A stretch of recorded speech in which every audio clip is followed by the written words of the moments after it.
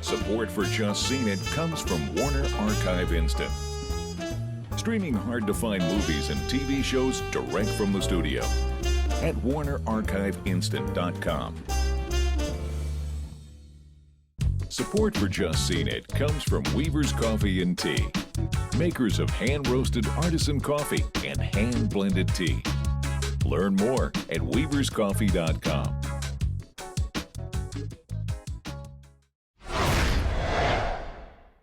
NBC scopes out the fall TV season with a new James Spader crime drama, The Blacklist, a comedy inspired by the life of its star with The Michael J. Fox Show.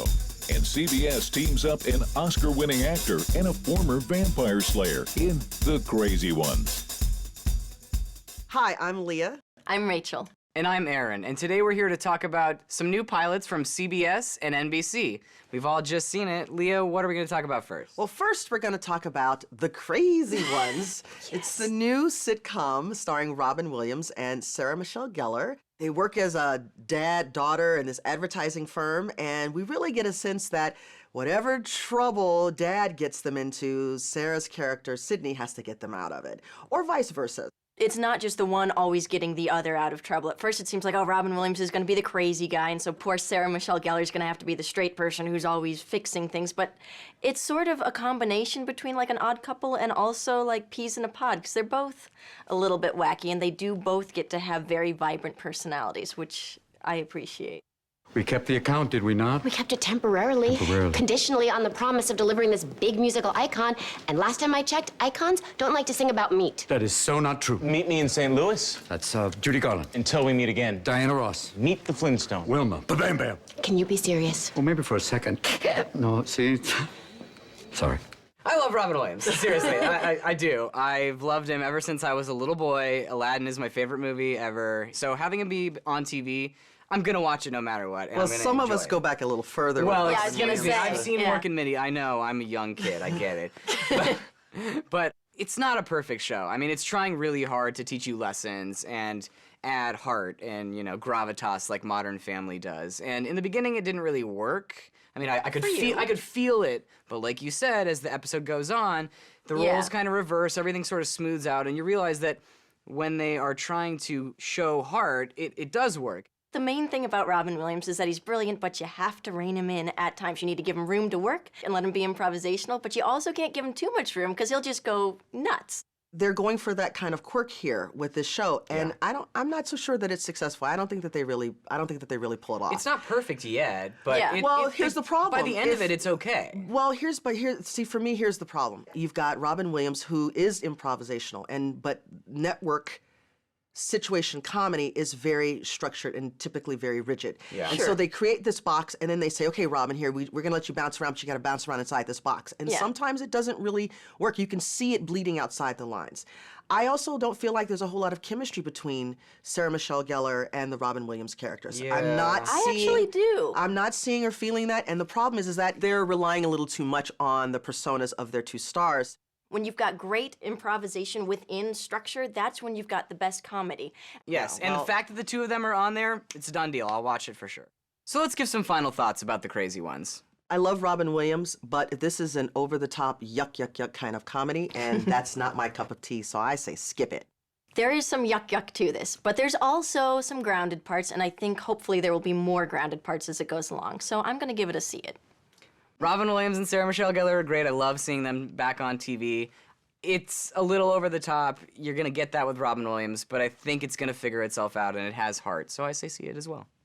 So next we're going to talk about the Michael J. Fox Show premiering on NBC. It's starring Michael J. Fox about a character named Mike Henry who was a newscaster, got Parkinson's, left, and now he's going back to work because he's nagged his family too much. So what do we think?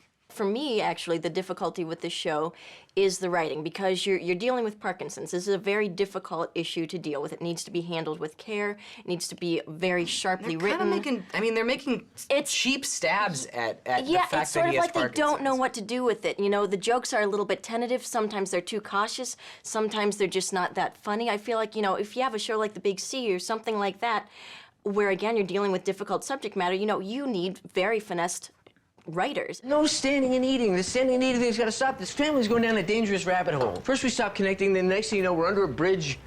tying each other off. How do you know that move? I had a pass before you, Annie. Hey, Dad. Okay. Mom, garlic bread, hit me. No, don't hit him. Don't hit him. Okay.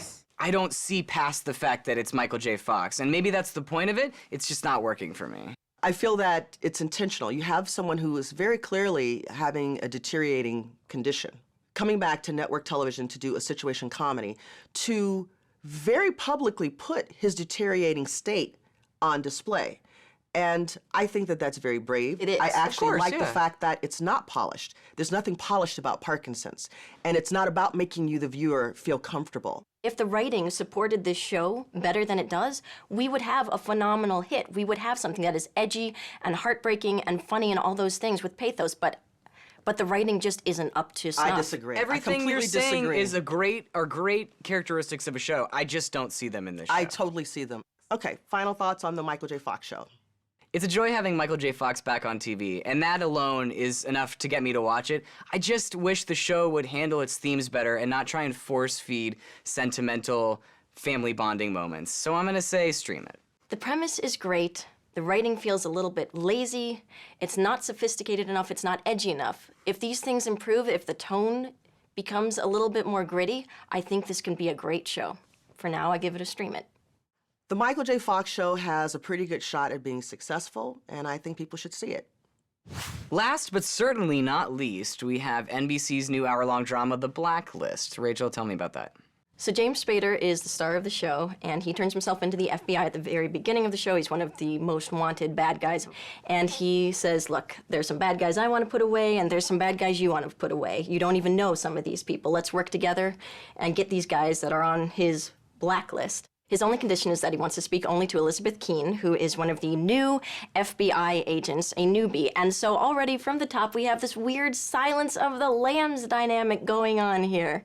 Why involve me? I'm nobody. It's my first day. Nothing special about me.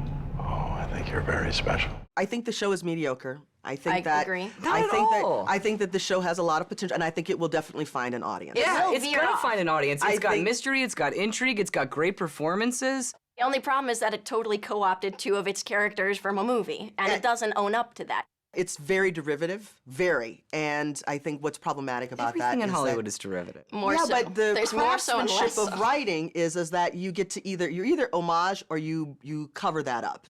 Yes, they're similar. In fact, when I was writing up my review of this show, I said he's got a very Hannibal Lecter-esque quality to him, and he does, but I find that character fascinating. I know they're gonna do something different with him.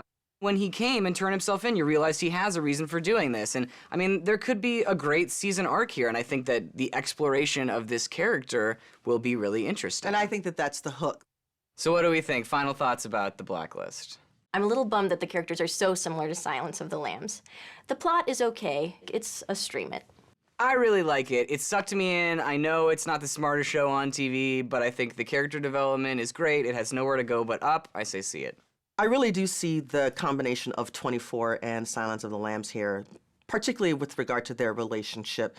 I wish the writing were a little less convoluted and a little more direct, but I think it will find its audience, and I say stream it. So, for the Michael J. Fox show, our votes add up to 2 full tickets, which is a stream it.